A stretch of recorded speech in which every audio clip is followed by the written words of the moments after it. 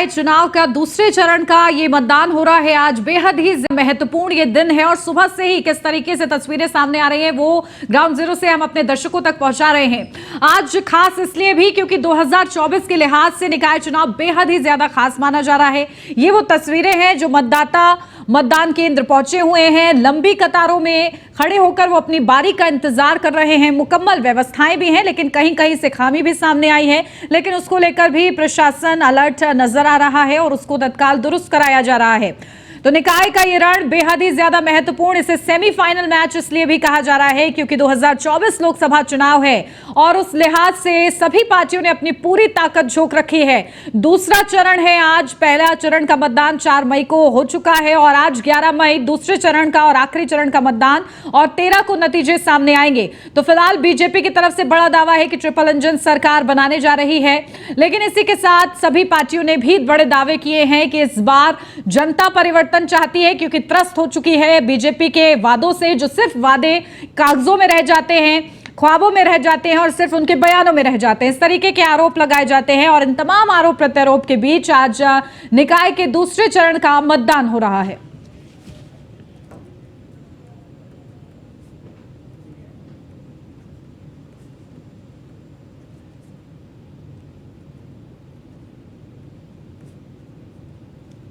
चलिए, खास मेहमान हमारे साथ जुड़ गए हैं, सीधा उन्हीं का रुख करते हैं। आपको सबसे पहले मेहमानों से रूबरू करा देती हूं। हमारे साथ दीपक बघेल जी जुड़ गए हैं, बीजेपी के प्रवक्ता हैं।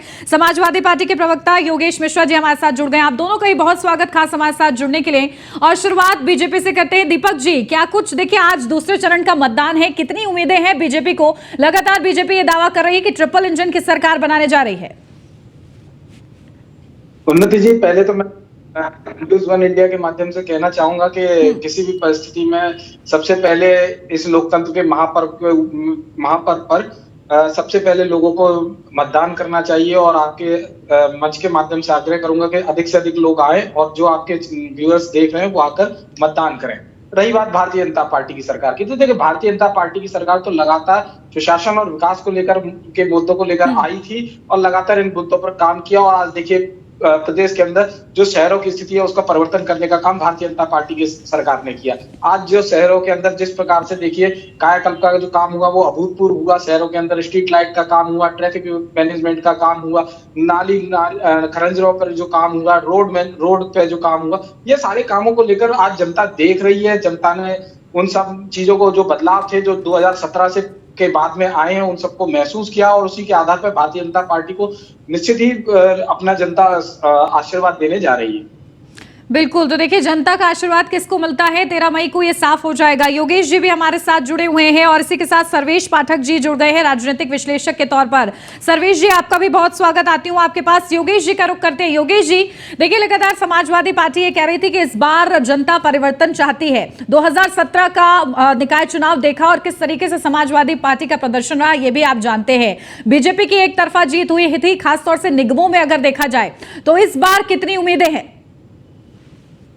आदरणीय उन्नति जी, अभी बार दीपक भैया बोल रहे थे कि आपने यही सवाल किया ना कि ट्रिपल इंजन की सरकार। अरे साहब, हम तो यही आपसे कह रहे हैं ना, हम नहीं कर रहे, जनता कह रही है कि 10 साल से लगातार अधिकतर मेयर उत्तर प्रदेश में आप ही के रहे हैं और फिर आप जनता के बीच में आपकी क्यों कह रहे हैं कि हमको जिताओगे तो हम विकास देंगे।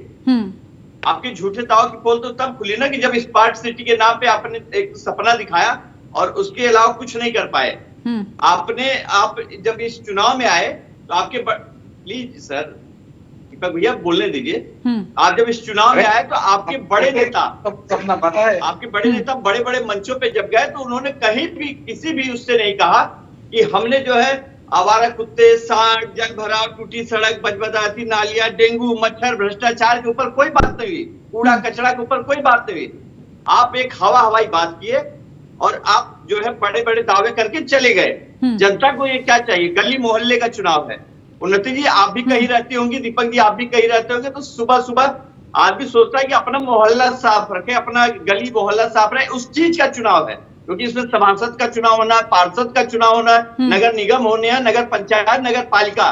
तो एक मोहल्ले की समस्या लेके सुन लीजिए, एक मोहल्ले की समस्या लेके आदमी वोट डालने जाएगा और बिल्कुल उसी को वोट देगा जो काम करने लायक होगा। आपको 10 साल से देख रहे हैं साहब, आप फिर एक्सक्यूज क्यों देते हैं? आप ये एक्सक्यूज दे रहे हैं कि मैं हमसे नहीं हो पाया, अब की हमें जिताइए, फिर हम करते हैं।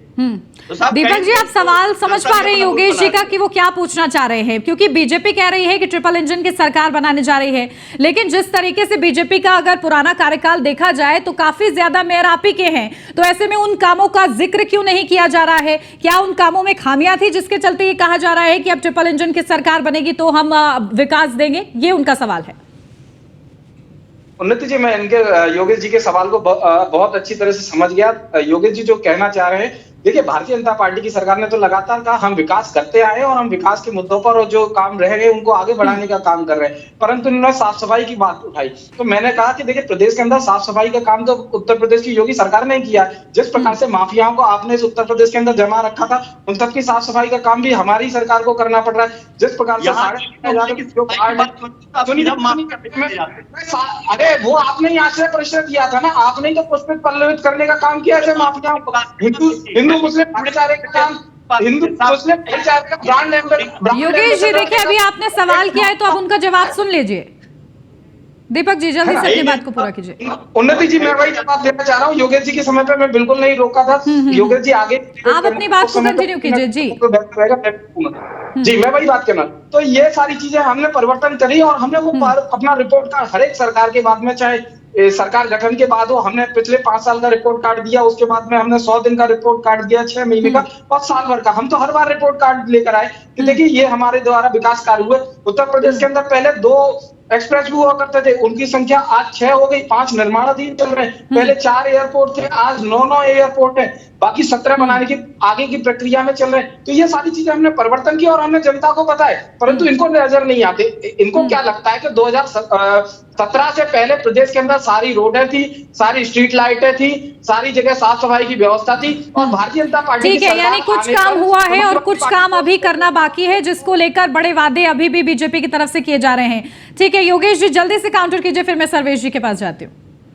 मैं कह रहा हूँ आप तो बिल्कुल भाग जाते हैं मैदान छोड़ के। मैं कह रहा हूँ स्मार्ट सिटी का सपना दिखा के आपने बजबजाती नाली तो दी, टूटे खड़ंजे ही तो दिए, एकदम गंदगी का अंबार किया। डेंगू क्यों फैला? गली मोहल्ले में साफ सफाई नहीं कर पाते, मच्छरों का प्रकोप नहीं कर पा रहे हैं, इस पे नहीं बात कर रहे हैं, बच्चों की बीमारियों पर नहीं बात कर पा रहे हैं। आप खाली हाईवे और हवाई बिल्कुल। देखिए योगेश जी, उनकी तरफ से यही कहने का प्रयास किया जा रहा है कि जो काम किए गए उनकी सराहना नहीं की जा रही है, जो अभी नहीं हुए जिसका वो वादा कर रहे हैं वो उजागर किए जा रहे हैं। ठीक है, मैं आपके पास लौटती हूँ। सर्वेश जी देखिए, बेहद ही ज्यादा महत्वपूर्ण ये दूसरा चरण इसलिए भी माना जा रहा है क्योंकि इसमें बीजेपी और कहीं ना कहीं बीएसपी के साख बचाने का सवाल है। बीएसपी ने इस दूसरे चरण में, जहां 7 निगमों में आज क्योंकि चुनाव हो रहा है, मतदान हो रहा है, ऐसे में 2 सीटों पर बीएसपी का भी कब्जा रहा था और बीजेपी हमेशा क्लीन स्वीप की तैयारी करती है। किस तरीके से समीकरण बांधते हुए जो रणनीतियां अपनाई गई हैं, कैसी दिशा आपको दिख रही है पार्टियों की? देखिए, आपको सबसे बड़ी बात है, बीजेपी सत्तारूढ़ दल है यूपी में, तो जो आम जनमानस है और ये जो चुनाव है आम जनमानस से डायरेक्ट चुना हुआ चुनाव है। उनके घर के बगल के नालियों का, उनके घर के बगल का रोड का, स्ट्रीट लाइट का, पार्क का, पार्क में बच्चों के लिए झूला, ये सब की सुविधाओं का।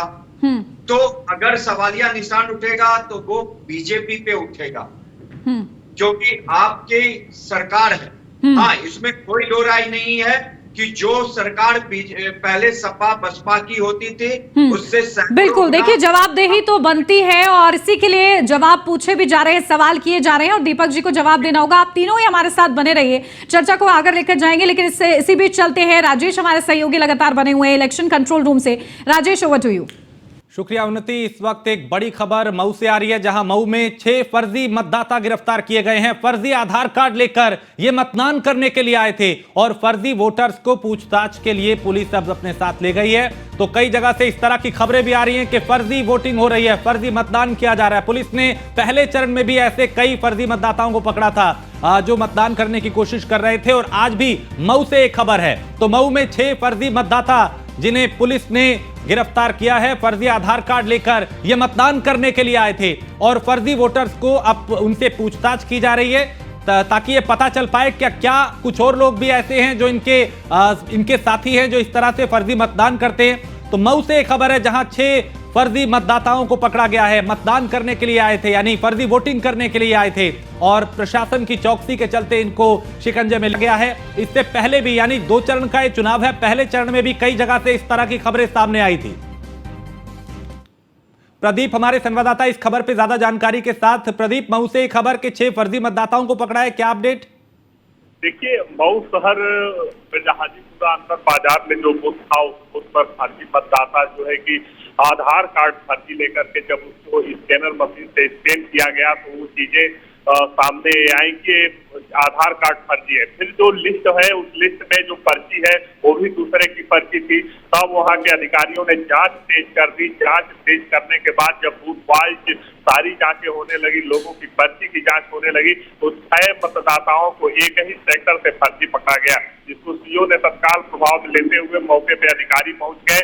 पहुंचने के बाद 6 मतदाताओं को सफाई भी सुनी गई, जांच भी की गई और उन्हें जेल भेजा जा चुका है। सर, फर्जी मतदान को रोकने के लिए प्रशासन कितना एक्टिव है? क्या कुछ और ऐसे लोग भी हो सकते हैं जो इस कोशिश में हो कि कैसे फर्जी मतदान किया जाए? देखिए, मऊ सीरियस एरिया मानी जाती है। 40 साल से जो है कि वो जो है कि राज चलता आ रहा है मऊ में। तो इस प्रकार के जबरदस्त कुछ बूथ सेक्टर ऐसे हैं कि जिनको एन केन प्रकार उपाय लगा करके और मतदान को बढ़ाने का प्रयास किया जाता है मऊ में। तो मऊ में इसको देखते हुए जिलाधिकारी ने साफ कल बयान दिया था कि फर्जी वोटिंग किसी भी कीमत में हम चलने नहीं देंगे। उस तरीके से हर बूथों पे मजिस्ट्रेट टीम जो है कि चौकसी बरत रही है। ठीक है, यानी प्रशासन फर्जी वोटिंग को रोकने के लिए पूरा अलर्ट है। बहुत शुक्रिया प्रदीप इस तमाम जानकारी के लिए। तो फर्जी वोटिंग की खबर यहां से आई और 6 फर्जी मतदाताओं को पुलिस ने गिरफ्तार किया है। अब उनसे पूछताछ की जा रही है। मतदान को लेकर पल पल की जानकारी न्यूज वन इंडिया सबसे पहले आप तक पहुंचा रहा है। इसका लगातार हम विश्लेषण भी कर रहे हैं, समीक्षा भी कर रहे हैं। एक वरिष्ठ पैनल मेरी सहयोगी उन्नति के साथ है। उन्नति, बिल्कुल, तो देखिए आरोप प्रत्यारोप का सिलसिला जारी है और निकाय का मतदान भी जारी है। लगातार हमारे साथ खास मेहमान जुड़े हुए हैं। सबसे पहले शुरुआत करते हैं दीपक जी के साथ। दीपक जी, देखिए बड़े सवाल आपसे पूछे जा रहे हैं, साथ ही साथ एक और मैं अपना सवाल ऐड ऑन कर देती हूँ, आप दोनों पर ही जवाब दीजिएगा। देखिए, सिटिंग एमएलए के टिकट काटे हैं, आखिर बीजेपी ने ऐसा क्यों किया है? और इसी के साथ जो बड़े सवाल कामों को लेकर उठाए जा रहे हैं उन पर क्या आप काउंटर करेंगे? जी देखिए, जिस प्रकार से सिटिंग एमएलए नहीं, सिटिंग जो मेयर थे उनके टिकट काटे गए और उसके बाद में देखिए जहां कई जगह पर लगातार आपको देखने को मिला होगा कि जो आरक्षण है उसके कारण से, परिसीमन के कारण से कई जगह का आरक्षण बदला गया है। तो उसके कारण से जो स्थितियां हैं वो वहां पर बदली हैं। जैसे मथुरा का ही उदाहरण लेते हैं, वहां पर पहले एससी की सीट थी, आज वो जनरल है। तो जाहिर सी बात है कि पुराने मेयर को टिकट ना देकर किसी नए व्यक्ति को चुनाव करना पड़ेगा। और भारतीय जनता पार्टी तो एक बहती हुई धारा की तरह संगठन है। यहाँ पर नए नए कार्यकर्ताओं को मौका मिलता रहता है जिससे वो समाज के लिए बेहतरी के लिए काम करें। और वही भारतीय जनता पार्टी का प्रत्येक कार्यकर्ता अनुशासन के साथ में कर रहा है। परंतु देखिए, समाजवादी पार्टी की आज बौखलाहट स्पष्ट रूप से नजर आती है। जिस प्रकार से जो इनके विधायक हैं वो आज मारपीट करते हुए नजर आ रहे हैं अन्य कार्यकर्ताओं के साथ, भारतीय जनता पार्टी के कार्यकर्ताओं के साथ में मारपीट करते हुए नजर आ रहे हैं। किस प्रकार से फर्जी वोटिंगों का खेल ये पहले पूर्व में चलाते रहते थे, आज उसमें प्रतिबंध लगा हुआ है। देखिए, आपको मऊ में पता पड़ा होगा, ये माफियाओं को पालते ही इसीलिए थे क्योंकि उनके माध्यम से लोगों को डरा धमकाकर फर्जी वोटों की एक खेप तैयार की जा सके और ये सत्ता में बने रह सके। तो उसको आज रोकने का काम भारतीय जनता पार्टी की सरकार ने किया। देखिए, विकास के माध्यम से आज भारतीय जनता पार्टी ने प्रदेश के प्रत्येक वर्ग को जोड़ा है। हमने तुष्टीकरण की राजनीति को पूर्ण रूप से समाप्त किया। आज हमने क्षेत्र, भाषा, जाति के नाम पर जो राजनीति जो थी उसको बंद किया और आज सबके साथ सबके विकास और सबके प्रयास के साथ में भारतीय जनता पार्टी देखिए आगे बढ़ रही है। लोकतंत्र के अंदर मैं उन्नति जी आपसे एक बात कहूंगा, लोकतंत्र के अंदर अगर किसी भी सरकार का अगर काम बेहतर कर रही है तो इसका इस बात का प्रतीक क्या है? जनता ने हमें देखो चुनाव के अंदर, विधानसभा चुनाव के अंदर चुन के दोबारा भेजा, लोकसभा चुनाव के अंदर हमें सीटें 64 सीटें लाकर दी। उसके बाद में देखिए विधान परिषद का चुनाव हुआ, जनता ने फिर हम पर भरोसा जताया। इसका मतलब भारतीय जनता पार्टी की सरकार है, वो लगातार एक बेहतर काम कर रही है और जनता का उसमें भरोसा जीता है। और उसी जनता के प्यार, विश्वास और स्नेह के कारण आज हम इतना कह रहे हैं कि हम आगे भी उनके लिए बेहतरी के लिए काम करेंगे। बिल्कुल, और देखिए आपने जवाब दिया है कि सिटिंग मेयर के टिकट क्यों काटे गए, लेकिन इसी के साथ अभी कामों को लेकर भी आपसे सवाल करूंगी। राघवेंद्र हमारे संवाददाता इस बीच हमारे साथ जुड़ गए हैं। राघवेंद्र, क्या कुछ जानकारी, देखिए किस तरीके से मतदान की प्रक्रिया चल रही है, क्या कुछ आपको ग्राउंड जीरो से रिपोर्ट मिल रही है? बिल्कुल उन्नति। देखिए अयोध्या के हनुमानगढ़ी बूथ पर हैं और आप देखिए लगातार जो साधु संत है वह अपना मत का प्रयोग करके वापस पहुंच रहे हैं, कुछ आ रहे हैं अपने मठ मंदिरों से, घरों से लोग निकल रहे हैं, मतदान का प्रयोग कर रहे हैं। महाराज जी आपने मत का प्रयोग किया आपने? हाँ। दिखाएंगे निशान? ये देखिए, ये देखिए निशान दिखा रहे हैं महाराज जी। महाराज जी हम ये नहीं पूछेंगे आपने वोट किसको दिया, लेकिन इतना जरूर कि आखिर वो कौन से मुद्दे थे जिन पर आप वोट करके आ रहे हैं? जो हमारा पूरे भारत का और जो हमारे अयोध्या का या हमारे हिंदुत्व का मान प्रतिष्ठा बढ़ा रहा है, उसी को दिए। अभी क्या विकास की और ज्यादा आवश्यकता है या अभी कुछ कमियां रह गई? बहुत कमी है, वहीं तो श्री गणेश आए है। अभी श्री गणेश हुआ है, यानी अभी बहुत कुछ होना बाकी है और शायद यही वजह है कि जो यहाँ के साधु संत हैं, यहाँ के मतदाता हैं, अवाम है, आप वोट डालने आए हुए हैं। क्या कहेंगे आज लोगों से, क्या अपील करेंगे कि किस तरह से लोग वोट दें? दूसरा कि आप वोट करने जा रहे हैं, वो कौन से मुद्दे होंगे जिन मुद्दों पर आप? हमारा मुद्दा यही है विकास। अब जो विकास करेगा उसी को वोट देंगे। अब मतदान है, मतदान तो बताया नहीं जाता है, लेकिन वैसे हम बीजेपी का बिल्कुल देखिए लगातार लोग यहाँ मतदान कर रहे हैं और बड़ी तादाद में। आप देखिए सुबह 7 बजे से ही लोग पहुंचना शुरू हुए और तेज धूप है, आप देख सकते हैं कि काफी तेज धूप है उन्नति, लेकिन लोगों का कारवां है वह कहीं कम होने का नाम नहीं ले रहा। हमारे ठीक पीछे अपने सहयोगी से कहेंगे कि वह दिखाएं तस्वीरें हनुमानगढ़ी के आसपास की, यानी सड़कों पर भी बड़ी तादाद में मतदाता है। चूंकि धूप तेज है, लंबी कतार लगाना थोड़ा सा मुश्किल हो रहा है, लेकिन वह इंतजार कर रहे हैं कि जैसे ही भीड़ कुछ कम हो, लोग पहुंचे, अपने मतदान का प्रयोग करें, मताधिकार का प्रयोग करें। और शायद आप देख रहे हैं कि पूरी सुरक्षा तंत्र भी यहाँ पर पूरी मुस्तैदी के साथ काम कर रहा है।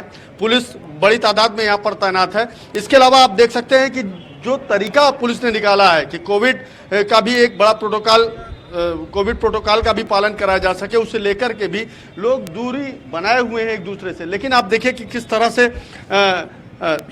वोट डाल, माता जी आप वोट डाल के आ रही हैं, दिखाएंगे निशान? क्या मुद्दे थे, किन मुद्दों पर आपने वोट किया? मतलब हम आपसे ये नहीं पूछ रहे आप वोट किसको की, लेकिन वो मुद्दे कौन से थे, आखिर क्या सोच करके आपने वोट किया? सब अयोध्या तो उजाड़ डाले, मुद्दा यही है। गाँव लोग बेकार कर दिए, रोड पर हैं, किराया पर रहते हैं। पहले मकान हमारी निजी थी, हमारी उजाड़ कर दी, फिर अब हमारी जिसके मन करेगा उसको हम देंगे। बिल्कुल, तो वोट डाल के आप आई हैं। बाकायदा भारत निर्वाचन आयोग का इनके पास आइडेंटिटी है, आधार कार्ड है और ये पूरा वोट अपने मताधिकार का राघवेंद्र, आप इसी तरीके से प्रतिक्रिया लेते रहिए लोगों से, क्योंकि देखिए सबसे बड़ा मुद्दा विकास का ही है। सर्वेश जी देखिए, विकास से बड़ा मुद्दा कुछ नहीं हो सकता निकाय चुनाव में। से आपके संवाददाता ने जी ने पूछा, वो प्रधानमंत्री से पूछा, महिला से पूछा, अब सबने क्या बोला, आपने हमने सबने देखा। तो जो विकास का मेन मुद्दा है वो तो है ही है। अगर उसमें कमी हुई है, मान लीजिए कहीं पे विकास हुआ है, कहीं पे नाले खराब अभी भी है या रोड अभी भी है, वहां का जो एरिया है अभी भी खराब है, तो ये सारी चीजें आने वाले समय में बीजेपी निरंतर इस कार्य में लगी है और वो अपने राज्य के विकास में लगी ही हुई है। इसीलिए उनका नारा डबल इंजन से अब ट्रिपल इंजन पे आ गया है। लेकिन अगर सवालिया निशान कहीं पे कोई काम नहीं हुआ है और उठाया जा रहा है तो वो भी लाजमी है, क्योंकि सत्तारूढ़ दल है। 12 से 17 में अखिलेश यादव थे और उनके समय में केवल दंगा हुआ। महिला और जो लड़कियां थी वो सुरक्षित नहीं थी, स्कूल कॉलेज नहीं जा पा रही थी, तो उनके लिए उनको दोषी ठहराया जा रहा है। आज महाराज जी, हमारे योगी जी के आने के बाद यूपी में लॉ एंड ऑर्डर जो सुधरा है, जिसके कारण छोटी बच्चियां स्कूल जाती है बेरोक टोक, जो लड़कियां हैं यंग लड़कियां वो कॉलेज जाती है, अपने काम पे जाती है, उनको अब वो ऐसा डर भय नहीं रहा। कुछ छिटपुट घटनाएं तो होती रहती, क्योंकि 100% अपराध पे लगाम नहीं लगाया जा सकता है। तो बिल्कुल देखिए, सुरक्षा व्यवस्था और शांतिपूर्ण माहौल बना रहे, ये भी जरूरी है प्रदेश के लिए, जिले के लिए, सभी के लिए। ठीक है, आप सभी हमारे साथ बने रहिए। इस बीच इलेक्शन कंट्रोल रूम का रुख करते हैं, हमारे सहयोगी राजेश जुड़े हुए हैं। क्या बड़ी खबर राजेश? बाराबंकी से इस वक्त बड़ी खबर आ रही है, जहां पोलिंग एजेंटों के बीच पोलिंग बूथ पर झड़प हुई है और वोट डलवाने को लेकर आपस में ही एजेंट भिड़ गए। एक दूसरे पर फर्जी वोट डालने का आरोप यहां पे लगाया और दूसरे बूथ के मतदाता के वोट डलवाने का यह मामला था। मौके पर मौजूद पुलिस ने मामला शांत कराया। नवाबगंज के सैनिक पब्लिक स्कूल पोलिंग बूथ का यह मामला है, जहां पे यह विवाद हुआ और फिर यह ज्यादा बढ़ता चला गया। वोट डलवाने को लेकर विवाद हुआ था। बाराबंकी से खबर है, जहां पोलिंग एजेंटों के बीच पोलिंग बूथ पर झड़प हुई है। वोट डलवाने को लेकर यहां विवाद हुआ था। भोलानाथ इस पे ज्यादा जानकारी हमारे संवाददाता देंगे। भोलानाथ, यहां पे जो पोलिंग एजेंट थे उनके बीच में ही विवाद होने लगा। जी बिल्कुल, बता दें बाराबंकी नगर पालिका क्षेत्र के सैनिक पब्लिक स्कूल का मामला है, जहां पे 4 बूथ बनाए गए थे, जहां पे बूथ पर एक फर्जी वोट डालने को लेकर पोलिंग बूथ पे जो एजेंट थे उनके बीच में आपस में झड़प हुई, जिसमें गाली गलौज हुई। हालांकि इस दौरान वहां पे तैनात पुलिस फोर्स ने मामले को तत्परता से लेते हुए दोनों एजेंटों को समझा बुझा कर मामला शांत करवाया। वहीं जो वोट डालने आया था उसकी जांच पड़ताल भी पुलिस करने में जुट गई है। जी शुक्रिया भोलानाथ जानकारी के लिए। तो बताया जा रहा है कि फर्जी वोट को लेकर विवाद हुआ था और पोलिंग एजेंट जो थे वो यहां पे आपस में भिड़ गए और बाराबंकी का यह मामला है, जहां पोलिंग एजेंटों के बीच में विवाद हुआ। वोट डलवाने को लेकर वो आपस में ही भिड़ गए। और गाजियाबाद में मतदान करने पहुंचे सांसद वीके सिंह से न्यूज़ 1 इंडिया ने बात की। उन्होंने क्या कुछ कहा, उन्हें सुनते हैं। आइए उनसे बात करते हैं। सर, क्या मुद्दा था आपके दिमाग में? मैंने कहा था यही मुद्दा था, मेरे दिमाग में यही मुद्दा था कि स्थानीय सरकार बन रही है, स्थानीय सरकार हमारी पार्टी की होनी चाहिए ताकि विकास के अंदर और अच्छा विकास कराया जा सके। दरअसल प्राथमिकताओं की अगर बात करें तो मेयर जीतने के बाद आपको क्या लगता है कि क्या गाजियाबाद में ऐसी चीज है, क्योंकि प्रदूषण को लेकर बहुत बातें की जा रही थी, तो क्या जी कई योजनाओं के कार्य चल रहे हैं, कैसे इसको जो भी चीजें चल रही हैं उनको और अच्छा कैसे बनाया जाए, क्योंकि सर एक समस्या नहीं है गाजियाबाद, बहुत सी समस्या है और कुछ समस्याएं दूर हुई हैं, कुछ के ऊपर काम चल रहा है, कुछ के ऊपर काम चलना है, कुछ के अंदर जन भागीदारी चाहिए। तो ये सब चीजें जब नई मेयर बनेंगी तो वो इसको पूरी गति के साथ आगे चलेगी। पिछले काफी समय से या शुरू से ही मेयर बीजेपी का रहा है गाजियाबाद में, तो इस बार क्या लग रहा है, कितने आश्वस्त हैं और मार्जिन कितने क्यों लेकर चल रहे हैं? मेरे मन में कोई शक नहीं, आपके मन में शक है तो बता दीजिए। कितना आप मान के चल रहे हैं मार्जिन की? हाँ, इतने से होगा। मैं मार्जिन की बात नहीं कर रहा, मैं कह रहा हूँ कि मेरे मन में कोई शक नहीं है।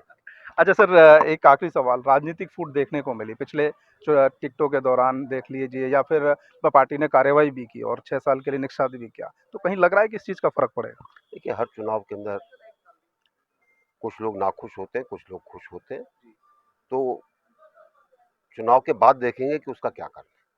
बिल्कुल, ये हैं केंद्रीय मंत्री वीके सिंह, जो कि बात कर रहे थे न्यूज़ 1 इंडिया से, और उनका कहना है कि जो मुद्दे हैं वो लोकल रहने वाले हैं और कई काम ऐसे हैं गाजियाबाद में जिनका अभी काम होना बाकी है, और साथ ही उनके मन में जिस समय उन्होंने वोट किया उस समय विकास एक मुद्दा था और इसी विकास को लेकर आगे और जो है उसको बढ़ाया जाएगा। यादराम भारती। तो दूसरे चरण में दिग्गज भी मतदान करने के लिए पहुंचे और वीके सिंह को आपने सुना, जो अपनी जीत को लेकर काफी आश्वस्त नजर आ रहे हैं, लेकिन नतीजे बताएंगे कि जनता किसके साथ गई और किसके खिलाफ गई। इसको लेकर हमारे साथ एक वरिष्ठ पैनल भी है और हमारी सहयोगी उन्नति लगातार इस चुनाव को लेकर विश्लेषण और समीक्षा कर रही हैं। उन्नति, बिल्कुल, तो चलिए चर्चा पर वापस लौटते हैं। हमारे साथ खास मेहमान जुड़े हुए हैं, योगेश जी का रुख करते हैं, समाजवादी पार्टी के प्रवक्ता भी हमारे साथ बने हुए हैं। योगेश जी, देखिए किस तरीके से विपक्ष होने के नाते जरूरी है कि आईना दिखाया जाए, लेकिन क्या ग्राउंड जीरो की जो स्थिति है, देखिए कुछ लोग ऐसे भी हैं, जब हम लोग प्रतिक्रिया लेते हैं, ग्राउंड रिपोर्ट लेते हैं, तो वहां पर वो कहते हैं कि हम काम से खुश भी हैं, तो कहीं कहीं काम भी हो रहा है। यही बीजेपी का कहना है कि जहां काम हो रहा है उसकी सराहना की जाए, जहां नहीं हो रहा है उसके सवाल खड़े किए जाए। उन्नति जी, आप बिल्कुल सही कह रही हैं। देखिए, आप लोग तो ग्राउंड रिपोर्ट देख रही हैं जी, और यही ग्राउंड रिपोर्ट जी दिखा रहे थे अयोध्या से। एक महिला आती, माता जी कहती है कि साहब घर उजाड़ दिया, वो जो विकास के नाम पे अंधाधुंध घर तोड़े गए हैं ना, और जो डेवलपमेंट का जमीन का बंदरबाट, फर्जीवाड़ा, भ्रष्टाचार हुआ है ना, लोगों को एकदम सड़क पे ला दिया गया है। जो सालों साल से रह रहे हैं अयोध्या में, उनको एक पल में बेघर कर दिया गया है। ये इनका विकास है। तो उन्होंने, माता जी ने तो यही कहा कि हम अपना वोट देंगे। तो जो दुखी मन से बोल रहा है तो उसके मन में कुछ तो चल रहा होगा, कहीं न कहीं चल रहा होगा। तो ऐसे ही इनकी जो मैं उन्नति जी मुझे 1 मिनट चाहिए, मैं पाठक जी और ये दीपक जी के दोनों लोग की बात में कुछ बोलूंगा। अगर भाजपा का चश्मा पहन लेने से हर जगह विकास नहीं दिखता साहब। आपने कहा कि विकास विकास विकास, एकदम विकास हुआ साहब कि आज की डेट में कहीं सड़क बन रही है, आज शाम को सड़क बने और सुबह एक झाड़ू ऐसे लगा दीजिए तो सारा मिट्टी बस दिखेगा और सड़क तो गायब हो जाती है।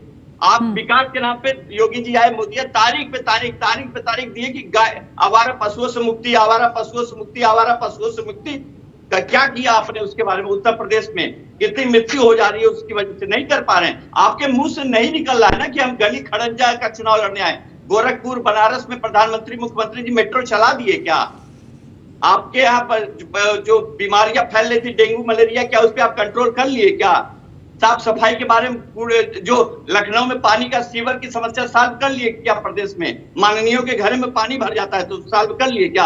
और जो पाठक जी आप बोल रहे थे कि जब हमारी सरकार, आपने बोला ना कि दंगा दंगा दंगा बहन बेटियों के साथ तो होता था, तो भाई साहब भाजपा का चश्मा मत लगाइए। आप रियलिटी आप अगर देखना चाहेंगे तो सारे जो दंगे नहीं होते थे, हमारे राज्य में विकास होता था। और अगर यही बात होती बहन बेटियों की सुरक्षा की तो वहां जंतर मंतर में बेटियां बैठी हैं। सारे आरोप भाजपा नेताओं पे क्यों लग रहे हैं?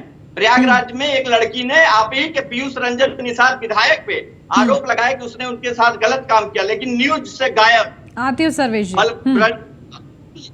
ब्रजभूषण शरण सिंह को बचाने का पूरा प्रयास आपकी भाजपा कर रही है। चिन्मय आनंद जैसे बलात्कारी का मुकदमा वापस लेने की संस्तुति योगी सरकार ने की। बलात्कारी के ऊपर अपने लोगों पर मुकदमा नहीं होना चाहिए किसी भी हालत में, चाहे वो इतने भी एलिगेशन लग जाए गंभीर। दीपक जी देखिए बड़े आरोप है, सेलेक्टिव कार्रवाई हो रही है क्या? 1090 हम बनाए थे ना महिला सुरक्षा के लिए। ठीक है, महिलाओं को ठीक है, आप आपके सवालों का जवाब देंगे दीपक जी। ठीक है दीपक जी, बैठ के दावे मत पेश किया। देखिए किस प्रकार से सेलेक्टिव होता है ये लगातार। देखिए अगर शाइस्ता पर माफिया आगे लग जाता है तो अखिलेश यादव जी का बयान आता है कि उसके वो महिला हैं उनके ऊपर माफिया नहीं लगाना चाहिए। सोचिए जो महिला लगातार उसके बाद में, अरे सुनिए ना योगेश जी, धैर्य पूर्वक सुनिए।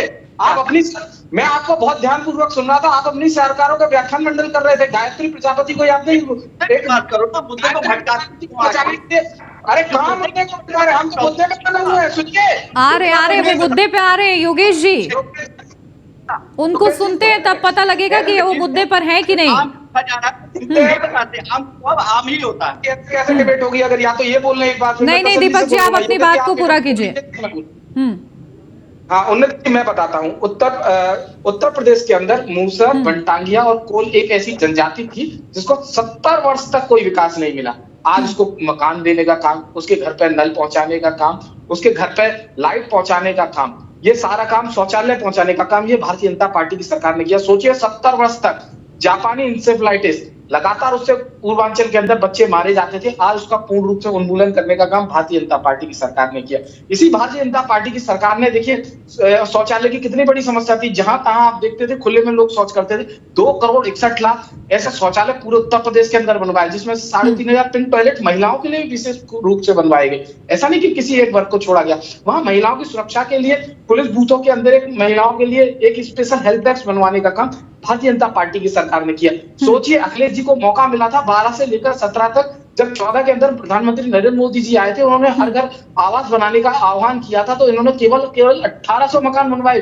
सोचिए 5 साल के अंदर 1800 मकान। और वहीं भारतीय जनता पार्टी ने 54 लाख ऐसे गरीबों को आवास देने का काम किया।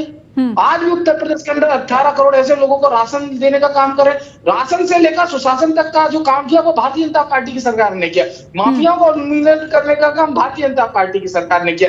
जो जनता से जुड़े मुद्दे थे उन रोजगार पे लेकर 1 लाख रोजगार देने, 5.5 लाख से ज्यादा रोजगार सरकारी क्षेत्रों में देने का काम भारतीय जनता पार्टी की सरकार ने किया।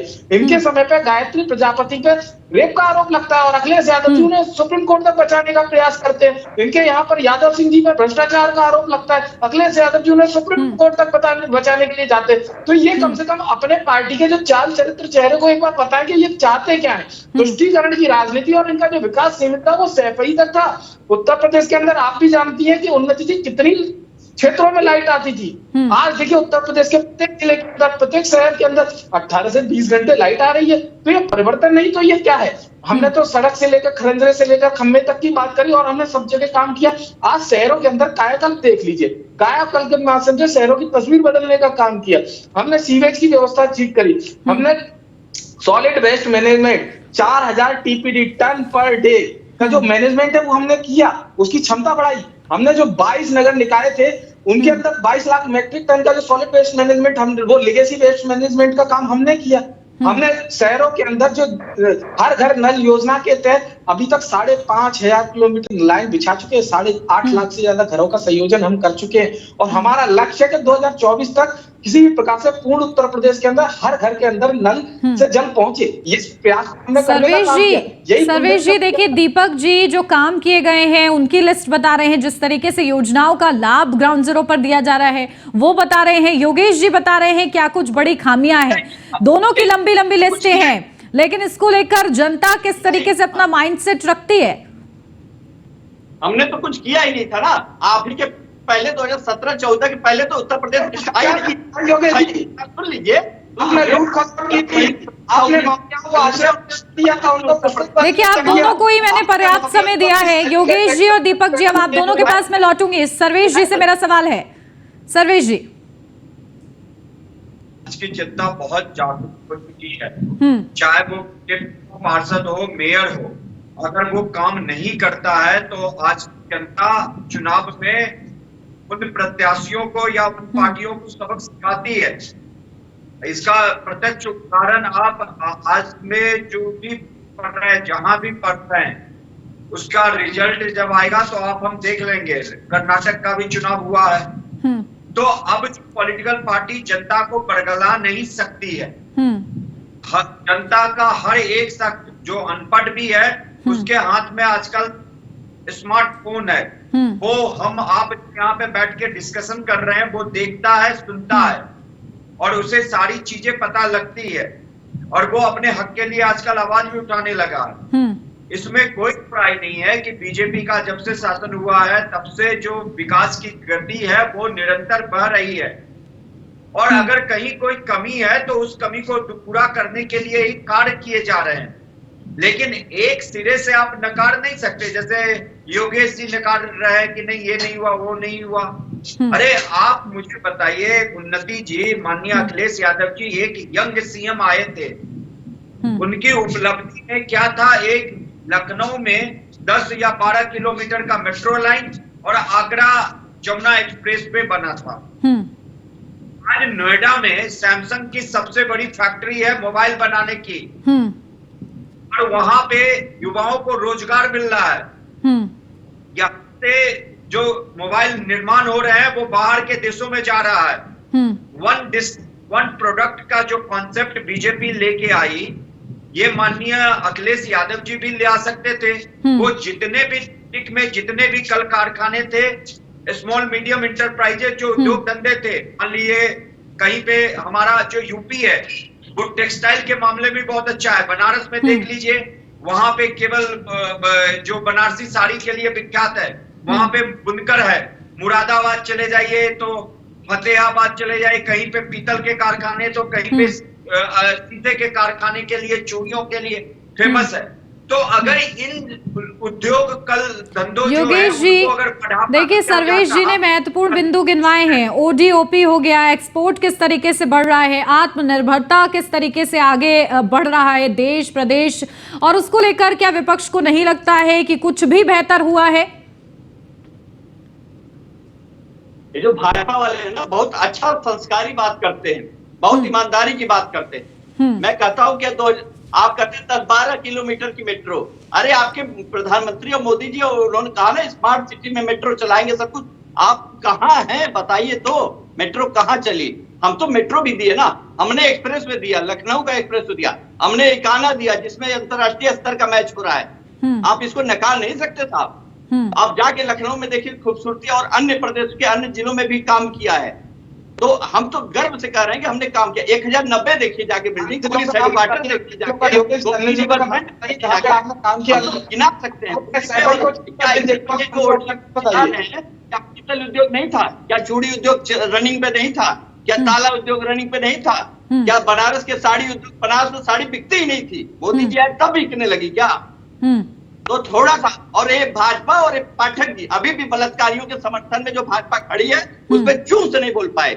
बिल्कुल, देखिए आप वो विकास की बात करें तो आप भ्रष्टाचार पर आ गए, जब विकास को लेकर वो जवाब दे रहे हैं। सर्वेश जी आपसे कुछ कहना चाह रहे हैं। जी सर्वेश जी। हमारा विकास तो विकास नहीं है, इनका विकास होता है क्या? इतने मुख्यमंत्री उत्तर प्रदेश ने देखे आज तक, सन 47 से लेके आज तक, तो उन्होंने 14। सर्वेश जी, क्या ऐसा है कि बीजेपी का विकास और विपक्ष ने जो विकास किया वो विकास नहीं है? हम लोग तो आदिमानव काल के हैं ना। मोदी जी आए तभी तो देश में विकास हुआ, प्रदेश में। और उत्तर प्रदेश की जनता तो जानती ही कुछ नहीं थी विकास क्या होता है। योगी जी विकास कर रहे हैं ना, और उत्तर प्रदेश में कुछ था नहीं। योगेश जी देखिए, आप बीजेपी की सराहना कर दे रहे हैं, भले ही आप तंज लहजे में कर रहे हैं, लेकिन इसी को देख के खुश हो रहे हैं दीपक जी। बिल्कुल मैं मानता हूँ, ये जो बच्चे मरे ने इंसेफ्लाइटिस से, ये आपने क्या किया? आपके मंत्री ने कहा ना कि अगस्त के महीने में बच्चे मर जाते हैं। ठीक है, देखिए सर्वेश जी आपकी बात का जवाब दे रहे हैं। ठीक है, सर्वेश जी की वॉल्यूम बढ़ाइए थोड़ा। उन्नति जी, मैं कह रहा हूं कि अगर आप देखें तो पिछले 2 दशक में यूपी में बसपा और सपा का कार्यकाल रहा है, और इन्होंने कितनी बार सरकारें बनाई हैं। बीजेपी जो इस दशक में अगर कार्य मिला है तो 2017 के बाद आप उनका आंकलन कर लीजिए बैठ कर। मैंने इससे पहले वक्तव्य में वही बोला था कि जब अखिलेश यादव जैसे यंग सीएम बने थे तो क्या ये 1DP ओपी की जो बात होती है वो नहीं कर सकते थे? उसने जो भी एक्सप्रेस वे बनाया समय पे पूरा किया, बाकी का काम क्यों नहीं किया? 5 साल का समय या बीजेपी के लिए हो या समाजवादी पार्टी के लिए या बसपा के लिए बहुत होता है। बिल्कुल, देखिए इसी सवाल से वापस चर्चा पर लौटेंगे। दीपक जी से भी जवाब लूंगी।